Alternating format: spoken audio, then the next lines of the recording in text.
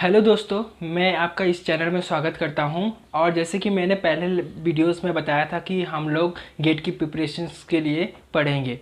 आज के मैं पहले लेक्चर्स में हम गेट के इम्पोर्टेंट टॉपिक के बारे में पढ़ेंगे, जो कि मैथमेटिक्स का बहुत ही इम्पोर्टेंट चैप्टर है, जो कि नेम है लीनियर अलजेब्रा। ये लीनियर अलजेब्रा हमारे लिए गेट के पॉइंट ऑफ व्यू से बहुत इंपॉर्टेंट है, क्योंकि ये हर साल गेट में 3 से 4 मार्क्स हर मॉर्निंग शिफ्ट और इवनिंग शिफ्ट में ज़रूर रखता है। और ये बहुत ही इजी चैप्टर है इन मैथमेटिकल में सब्जेक्ट में। इसको पढ़ना बहुत ही कम समय में आप बहुत जल्दी से इसको पढ़ सकते हो और क्विक रिवीजन भी कर सकते हो। साथ ही में आप इजीली 3 से 4 मार्क्स आप आराम से पा सकते हो गेट एग्जामिनेशन, जो कि बहुत ही इम्पोर्टेंट है। मैं आपको बताऊंगा कुछ इम्पोर्टेंट फार्मूलाज और कुछ बेसिक चीज़, जो कि गेट के पॉइंट ऑफ से ही बहुत इंपॉर्टेंट होगा और गेट के प्रीवियस ईयर क्वेश्चन सोल्व करने में बहुत मदद करेगी। तो चलो हम लोग बारी बारी से सभी बेसिक कॉन्सेप्ट्स को देख लेते हैं, जिसके कारण से आपको आसानी होगी। तो आप सभी को बहुत सारे चीज़ तो पता होगा, फिर भी मैं आपको एक रिविज़न करने के लिए तरीके से बताते जाता हूँ, ठीक है। तो पहला क्या है, मैट्रिक्स क्या होती है। तो मैट्रिक्स कोई भी एक रेक्टेंगुलर और स्क्वायर फॉर्म में होती है, जिसमें यम रो होता है और यन कॉलम होता है। तो कोई भी एक मैट्रिक्स है जिसमें यम रो है और यन कॉलम है, वो हमारा मैट्रिक्स है। यम क्या होता है, ये हमारा रोज होता है, numbers of row, and this is number of column. Okay, ये हमारा मैट्रिक्स होता है। और इसे हम लोग ऐसे लिख सकते हैं, मान लो कि 2 3 4 5। तो इसमें कितना रोज है, एक रोज, 2 रोज, और कितने कॉलम है, तो 1 कॉलम, सेकेंड कॉलम। ये कितने बाई कितने का मैट्रिक्स है, क्योंकि 2 रोज है और 2 कॉलम है, इसलिए 2 बाई 2 का मैट्रिक्स बनेगा, ठीक है। और बेसिक कॉन्सेप्ट क्या होता है, जैसे कि मान लो हमें एडिशन करना है कोई भी मैट्रिक्स का। तो मान लो कि अगर हमारे पास 2 मैट्रिक्स है, 2 3 1 2, और बी एक कोई मैट्रिक्स है जो कि इक्वल है 1 2 3 4। तो अगर हमें इसको बोले कि मैट्रिक्स का एडिशन फाइंड करो, तो कैसे फाइंड करेंगे, ठीक है। तो एडिशन फाइंड करने के लिए सबसे पहले क्या करना है, मान लो कि हमें a प्लस बी फाइंड करना है। तो a प्लस बी फाइंड करने के लिए कैसे करोगे, तो फिर पहले हम लोग जो मैट्रिक्स है उसको हम लोग लिख लेंगे, फिर बाद में मैं एडिशन का ये बताता हूँ कि अगर वो सेम ऑर्डर का रहा ना, मतलब ये 2 बाई 2 का मैट्रिक्स है, तो ये दूसरे वाले भी 2 बाई 2 का ही मैट्रिक्स होना चाहिए, तभी एडिशन पॉसिबल है। तो हम लोग क्या करेंगे एडिशन के लिए, इसका पहला एलिमेंट्स उसके दूसरे वाले के पहले एलिमेंट के साथ ही जुड़ेगा। मतलब कैसे जोड़ सकते हैं, 2 + 1, एक ये हमारा हो गया, और 3 + 2 एंड 1 + 3 एंड 2 + 4। हमारा क्या देगा फाइनली, 3 5 4 एंड 6। ये भी हमारा 2 बाई 2 का ही मैट्रिक्स बन गया। इससे मतलब ये पता चलता है कि हमारा जो एडिशन होगा उसमें हमारा जो साइज़ होगी मैट्रिक्स की, वो दोनों की साइज़ सेम होगी। सिमिलरली हमारे a - b के लिए भी केस बनेगा, उसमें भी हम लोग यहाँ पे माइनस कर देंगे और सिमिलरली कंजुगेटिव एलिमेंट्स को माइनस करते जाएंगे, और एक हमारा रिजल्टेंट मैट्रिक्स बन जाएगा, जो कि हमारा a - b के इक्वल होगा, ठीक है। बात करते हैं मल्टीप्लिकेशंस की। तो मल्टीप्लिकेशंस मान लो करना है a और b का, तो मल्टीप्लिकेशन के केस में क्या होना चाहिए, मान लो कि अगर मेरा a एंड b का मल्टीप्लाई करना है, ठीक है, a और b को मल्टीप्लाई करना है, तो क्या करना है, मान लो इसका जो मान लो m/n है, और ये जो है n/m, ठीक है। तो ऐसा होना चाहिए मल्टीप्लिकेशन में रूल, कि जो पहला होगा मैट्रिक्स, उसका जो कॉलम होगा ना, नंबर्स ऑफ कॉलम, वो दूसरे वाले मैट्रिक्स के नंबर ऑफ रो के इक्वल होना चाहिए, तभी मल्टीप्लिकेशन पॉसिबल है। मान लो कि सपोज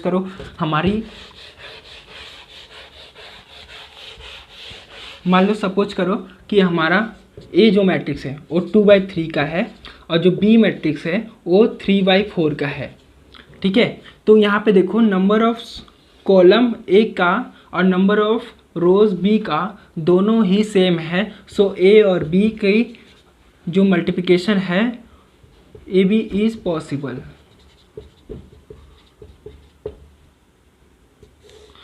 मैं इसलिए बता रहा हूँ क्योंकि इस पे गेट के कुछ क्वेश्चंस बने हैं जो कि मैं प्रीवियस ईयर जब क्वेश्चंस करवाऊँगा 1 बाई 1 तो आपको पता चलेगा कि मैं इस पे क्यों फोकस कर रहा हूँ। तो ये मल्टीप्लिकेशंस तभी पॉसिबल होगा जब ये दोनों कंडीशंस पॉसिबल होगा। अगर मान लो हमारा सी कोई मैट्रिक्स हो जिसमें 3/2 हो, ठीक है, और मुझे करना है बी और सी का मल्टीप्लिकेशन, तो आप देख सकते हो कि बी में जो हमारा नंबर ऑफ कॉलम है वो number of rows of C के इक्वल नहीं है, सो हमारा B C is not possible, ये हमारा मल्टीप्लिकेशन पॉसिबल नहीं होगा, ठीक है। चलो अब बात करते हैं डिटर्मिनेंट की, डिटर्मिनेंट ऑफ मैट्रिक्स कैसे फाइंड करते हैं। डिटर्मिनेंट,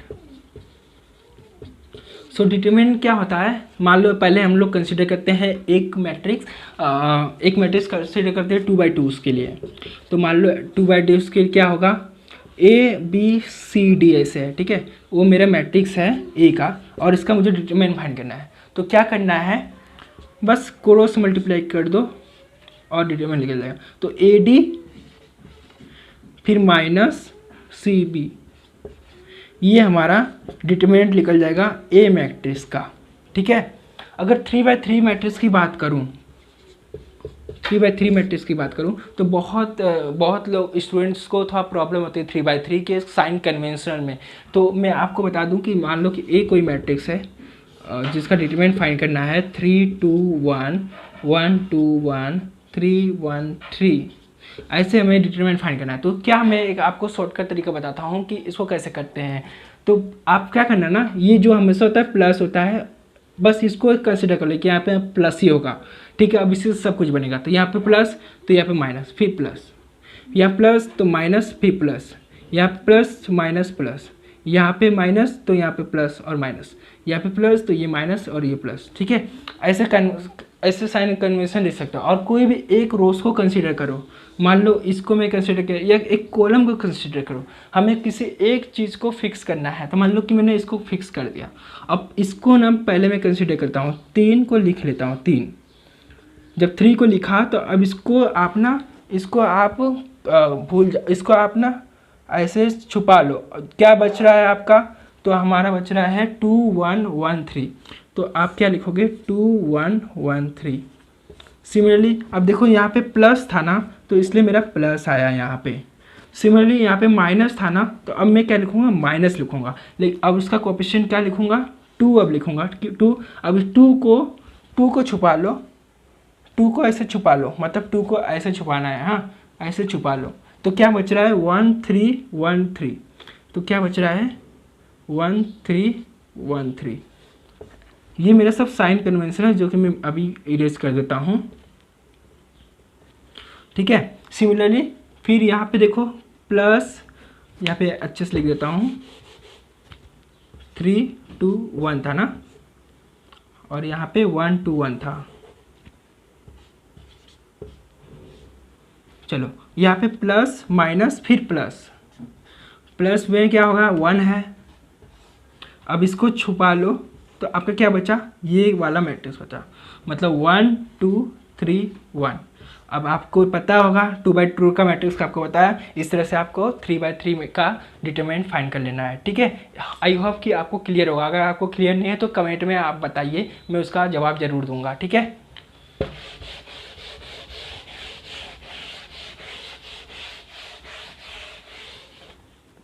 चलो आगे चीज़ पढ़ते हैं। कोई भी मैट्रिक्स का ट्रांसपोज कैसे फाइंड करते हैं वो देखते हैं। तो ट्रांसपोज क्या होता है, कोई भी मैट्रिक्स का अगर ट्रांसपोज फाइंड करना होता है, तो मान लो अगर मेरा ए कोई मैट्रिक्स दिया है 1 2 3 4, ठीक है, ये मेरा मैट्रिक्स दिया है, ठीक है। और इसका मुझे ट्रांसपोज फाइंड करना है। तो कैसे फाइंड करेंगे, ट्रांसपोज कैसे डिनोट करेंगे, तो ए का ट्रांसपोज मतलब ए का पावर टी करेंगे तो वो ट्रांसपोज होता है। तो इसमें कैसे फाइंड करेंगे, बस कुछ नहीं करना होता है, इसमें जो रोज़ होती हैं या कॉलम्स होती है उसकी बस हमें प्लेस चेंज करना पड़ता है। मतलब ये रोज़ है ना, तो उसे हमें कॉलम में लिख देना है। तो मतलब 1 और 2 रोज़ में है तो 1 और 2 में कॉलम में चेंज कर देना है। और जैसे 3 और 4 रोज़ में है तो 3 और 4 को कॉलम में चेंज कर देना है। बस रो को कॉलम में चेंज कर देना है, ये हमारा ट्रांसपोज होता है। ठीक है, फिर आता है बात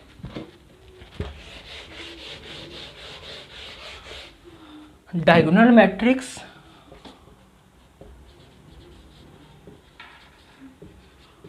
बात है डायगोनल मैट्रिक्स, आइडेंटिटी मैट्रिक्स, फिर बाद में आती है हमारा स्केलर मैट्रिक्स।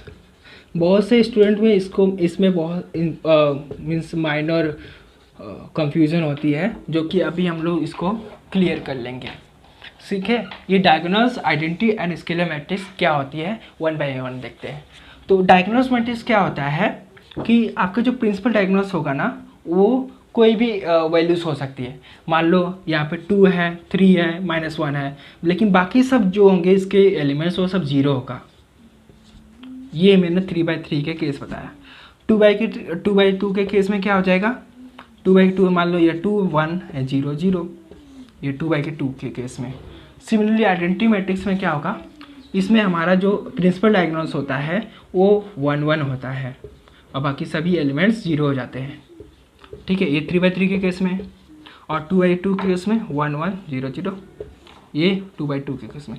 आप सबको पता है, बस आपको मैं कंफ्यूजन क्लियर कर रहा हूँ। स्केलर मैट्रिक्स में क्या होता है, स्केलर मैट्रिक्स क्या होता है आपका, हाँ, स्केलर मैट्रिक्स आपका होता है जो प्रिंसिपल डायगोनल्स होते हैं ना, वो हमारी सेम होती है। मान लो यहाँ पे 2 है, 2 है, 2 है, तो बाकी ये सभी 0 होगा। ठीक है, ये 3/3 के केस में, और मान लो ये 2 2 0 0, ये हमारा 2/2 के केस में। ठीक है, इस तरह से हमारा ये scalar matrix, identity matrix and diagonal matrix हो जाता है। अगर सपोज करो आपको यहाँ पे आपको कुछ दिख रहा होगा, एक रिलेशंस, जो स्केलर मैट्रिक्स है ना वो सेम ही है आइडेंटिटी मैट्रिक्स का, बट यहाँ पे कुछ नंबर्स मल्टीप्लाई हो जा रहा है। क्यों ना, मान ले हम लोग कोई एक नंबर, मतलब इसको क्या से लिख सकते हैं सिंपल में, अगर 2 कॉमन ले लूँ तो क्या बचेगा, 1 0 0 1। तो हमारा इस तरह से हम लिख सकते हैं कि जो स्केलर मैट्रिक्स होता है, जो हमारा स्केलर मैट्रिक्स होता है, वो आइडेंटिटी मैट्रिक्स का, जो स्केलर मैट्रिक्स होता है वो आइडेंटिटी मैट्रिक्स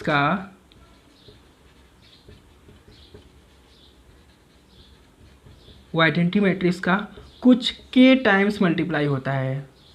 सही कि नहीं, के में भी कुछ भी हो सकता है, के जो हमारा आर बिलोंग्स कर रहा है, मतलब रियल नंबर हो सकता है, कुछ भी हो सकता है यार, के की वैल्यू जो कि मल्टीप्लाई हो रहा है। ठीक है, आपको दिख रहा है। और इसमें एक कॉमन चीज़ क्या है, एक और कॉमन चीज़ बताता हूँ इसमें, जो कि आपको क्वेश्चन सोल्व करने में बहुत कम टाइम लेगा। मान लो अगर आपको डिटरमिनेंट फाइंड करना है इन तीनों का, तो आपको कुछ नहीं करना है, आपको जस्ट इसके प्रिंसिपल डायगोनल्स को मल्टीप्लाई कर देना है और आपका डिटरमिनेंट फाइंड हो जाएगा। ठीक है, तो इसका डिटरमिनेंट क्या आएगा, 2 × 2 × 2 8 आएगा। इसका डिटरमिनेंट 1 × 1 × 1 1 आएगा। इसका डिटरमिनेंट क्या आएगा, 2 × 3 × -1 क्या आएगा, -6। इस तरह से आप डिटरमिनेंट वेरी इजीली फाइंड कर सकते हो। ठीक है, चलो आगे के कॉन्सेप्ट्स को क्लियर करते हैं और बेसिस को कंज्यूम करते हैं। ठीक है, आगे का कॉन्सेप्ट्स क्या है, मैंने जैसे बता दिया आपको आइडेंटिटी मैट्रिक्स, नल। अब चलो देखते हैं नल मैट्रिक्स क्या होता है। नल मैट्रिक्स वो होता है जिसके सभी एलिमेंट्स 0 हो।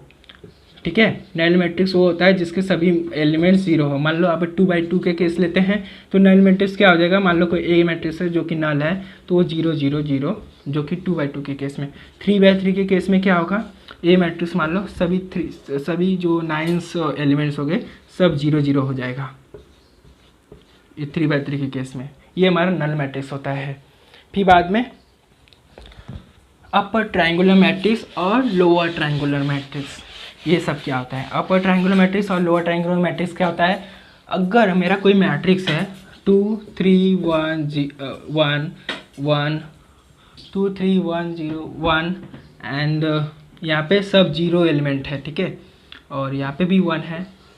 तो आप देख रहे हो कि इन सभी में आपका एक ट्रायंगुलर फॉर्म होता है, ठीक है, एक ट्रायंगल फॉर्म हो रहा है एक मैट्रिक्स को। तो इसको हम बोल सकते हैं, क्योंकि ये अपर ट्रायंगल बन रहा है, इससे हम बोलते हैं इसको upper triangular matrix, upper triangular matrix. Similarly lower triangular matrix में हमारा लोअर बनेगा ट्रायंगल 2 3 1 4 1 एंड 1 और बाकी सभी जीरो हो जाएगा, ठीक है। ये हमारा एक लोअर ट्रायंगुलर बन रहा है, तो ये हमारा क्या हो जाएगा, लोअर ट्रायंगुलर मैट्रिक्स।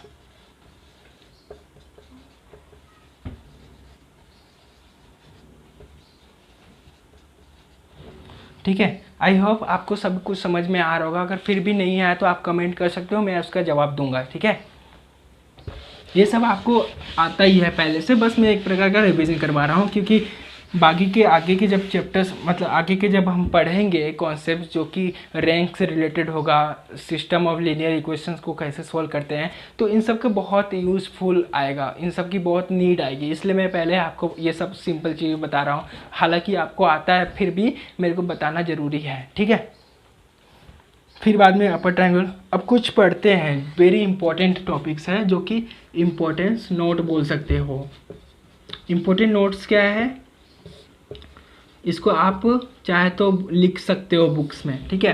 क्या इंपॉर्टेंट नोट है कि अगर मेरा कोई ए मैट्रिक्स है, ठीक है, अगर मैं उसका स्क्वायर निकालता हूँ, मतलब स्क्वायर का मतलब क्या होता है, अगर मैं ए को 2 बार मल्टीप्लाई करता हूँ तो अगर वो किसके इक्वल आ जाए, खुद ए के इक्वल ही आ जाए, मतलब अगर ए स्क्वायर निकालता हूँ और वो खुद ए के इक्वल आ जाए तो उसे हम बोलते हैं आइडोपोटेंट मैट्रिक्स,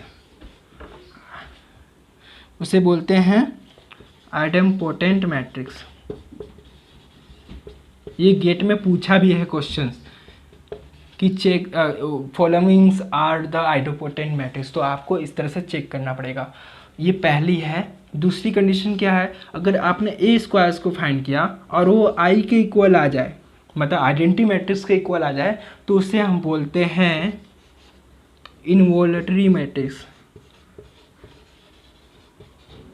इनवॉल्यूटरी मैट्रिक्स बोलते हैं उसको। अगर सिमिलरली अगर आपका ए फाइंड कर रहे हो, ए स्क्वायर फाइंड किए, अगर उसका वैल्यू 0 ना आया, मतलब नल मैट्रिक्स नहीं आया, अगर आपने ए क्यूब फाइंड किया फिर भी नल मैट्रिक्स नहीं आया, अगर आपने A4 फाइंड किया और वो नल मैट्रिक्स आ गया, तो हम इसको बोलेंगे कि यह A4 ना जो डिग्री आई वो उतने का क्या है, हमारा नीलोपोटेंट है। मतलब आप इसको क्या बोलोगे कि जो मैट्रिक्स A है, मैट्रिक्स जो A है, matrix A is nilpotent with 4 degree, मतलब चौथे डिग्री पे जाते ही इसकी जो वैल्यूज़ हो गई वो आपकी नल मैट्रिक्स हो गई। इसका मतलब ये है नीलोपोटेंट। सो आपको ये 3 चीज़ ज़रूर याद करना चाहिए, क्योंकि इससे बहुत सारे क्वेश्चंस पूछे गए हैं गेट में, जो कि मैं आपको प्रीवियस ईयर करवाऊँगा तो आपको पता चलेगा, ठीक है।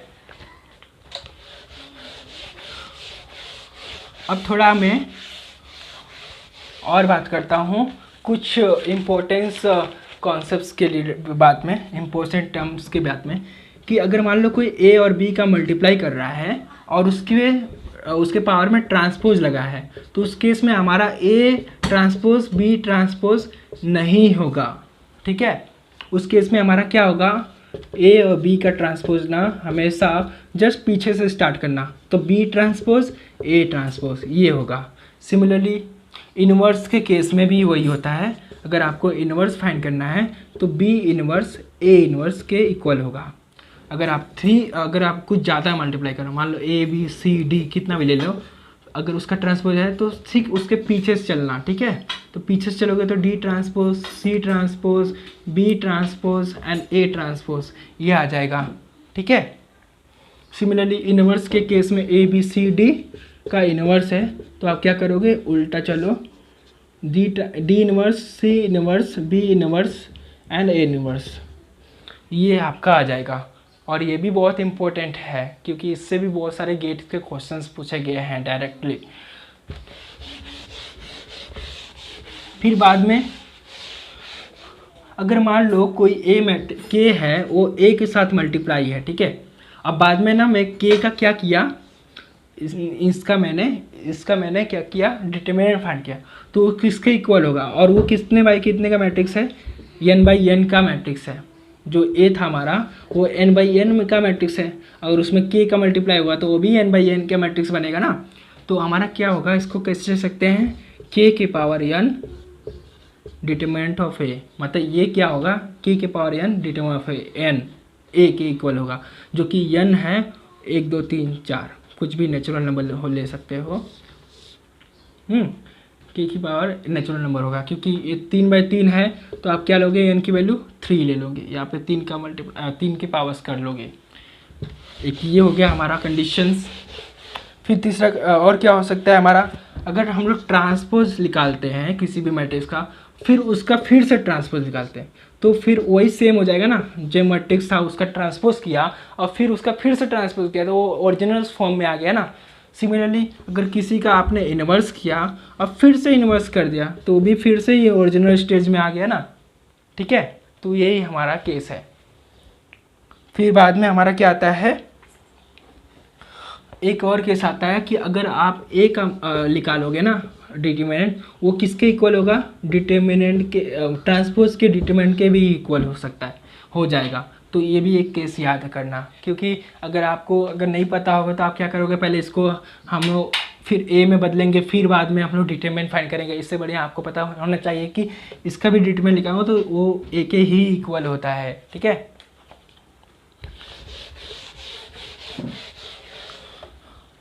फिर बाद में बहुत मोस्ट इम्पोर्टेंट आता है टॉपिक, जो कि ऑर्थोगोनल मैट्रिक्स एंड आता है यूनिटरी मैट्रिक्स। तो ऑर्थोगोनल पहला पढ़ लेते हैं, ऑर्थोगोनल मैट्रिक्स, और इससे बहुत बहुत बहुत क्वेश्चंस पूछे गए हैं गेट में, और आप भी देख सकते हो कि गेट के प्रीवियस ईयर क्वेश्चन में इस पे बहुत सारे क्वेश्चन पूछे गए, स्ट्रेट फॉरवर्ड क्वेश्चन पूछे गए। अगर आपको ये पता नहीं होगा इसकी प्रॉपर्टी, तो आप बहुत लेंदी तरीके से इसको क्वेश्चंस को सोल्व करोगे। सो अगर आपको इसका प्रॉपर्टीज़ पता है देन आप कोई भी क्वेश्चंस को इजीली तरीके से सोल्व कर सकते हो। प्रीवियस ईयर क्वेश्चंस सोल्व करेंगे तो आपको इसके एप्लीकेशंस पता चल जाएगा कि कैसे इसको डील किया जाता है, ठीक है। फिलहाल मैं आपको इसकी प्रॉपर्टीज़ को बता देता हूँ कि ये क्या होता है। अगर आपको पास कोई ए मैट्रिक्स है और उसका आपने फिर ट्रांसपोज के साथ मल्टीप्लाई कर दिया और वह रिजल्ट क्या देगा, आइडेंटिटी मैट्रिक्स दे देगा, तो ये हमारा क्या हो जाएगा, ऑर्थोगोनल मैट्रिक्स। मतलब कोई ए मैट्रिक्स है उस पर इसका ट्रांसपोज को मल्टीप्लाई करने के बाद अगर वो आइडेंटिटी मैट्रिक्स को देता है तो हमारा क्या हो जाएगा, ऑर्थोगोनल मैट्रिक्स होगा। तो आपको इससे पता क्या चल रहा है, अगर मैं इसको क्या करूँ, ए को ए इन्वर्स से मल्टीप्लाई कर दूँ, दोनों साइड ए इन्वर्स के साथ मल्टीप्लाई कर दूँ, पहला मेरा ये था ही, इसको ए इन्वर्स के साथ दोनों साइड मैंने मल्टीप्लाई किया, तो मुझे क्या मिलेगा। अब मुझे देखो, अब इसको मैंने साथ में लूँगा तो ये तो क्या बन जाएगा, जो ए इन्वर्स है वो ए के साथ मिलेगा तो क्या बन जाएगा, आइडेंटिटी मैट्रिक्स बन जाएगी, ठीक है, ठीक है। तो ये हमारा आई बन जाएगा और ये ए टी बन जाएगा, फिर ये ए इन्वर्स आई बन जाएगा। मतलब फाइनली क्या होगा, ए के ट्रांसपोज ए इन्वर्स। और यही बहुत ही इम्पोर्टेंट है बिकॉज इससे ही क्वेश्चन पूछता है, बोलता है कि given the matrix is orthogonal Matrix so find the inverse of matrix. तो आपको क्या लगेगा, अगर आपको प्रॉपर्टीज नहीं पता हो तो आप जो इनवर्स के रूल्स होते हैं उसको फॉलो करके फाइंड करोगे। अगर आपको ऑर्थोगोनल मैट्रिक्स का प्रॉपर्टीज पता होगा तो आप डायरेक्टली ए जो मैट्रिक्स है उसका ट्रांसपोज निकाल दोगे और वो किसके इक्वल होगा, इनवर्स के इक्वल होगा। यही मैं करना चाहता था, ठीक है। और दूसरा इसमें क्या प्रॉपर्टीज़ है, दूसरा इसमें प्रॉपर्टीज़ ये है कि अगर आप इसका डिटर्मिनेंट फाइंड करते हो ना, ये पूरे का टर्म्स का डिटर्मिनेंट फाइंड करते हो तो वो किसके इक्वल होगा, प्लस और -1 के इक्वल होगा। यही एक ये क्वेश्चंस पूछे जाते हैं असर्शन एंड रीजंस के तरीके में कि आपका जो ऑर्थोगोनल मैट्रिक्स है वो क्या क्या दे सकता है, तो वो आइदर 1 भी दे सकता है और -1 भी दे सकता है, ठीक है। फिर सेकेंड मैट्रिक्स आता है यूनिटरी मैट्रिक्स। जो यूनिटरी टर्म यूज किया जाता है वो हमारा कोई कॉम्प्लेक्स टाइप्स के मैट्रिक्स होते हैं ना, उसमें यूज किया जाता है यूनिटरी का टर्म्स। सो उसमें एक टर्म्स होता है, जैसे मान लो कि 1/θ, इसको हम क्या पढ़ेंगे कि conjugate matrix, conjugate transpose of A, ठीक है, कंजुगेट ट्रांसपोज ऑफ ए। तो इसको हम लोग ना ए थीटा की जगह पे हम लोग क्या दे सकते हैं,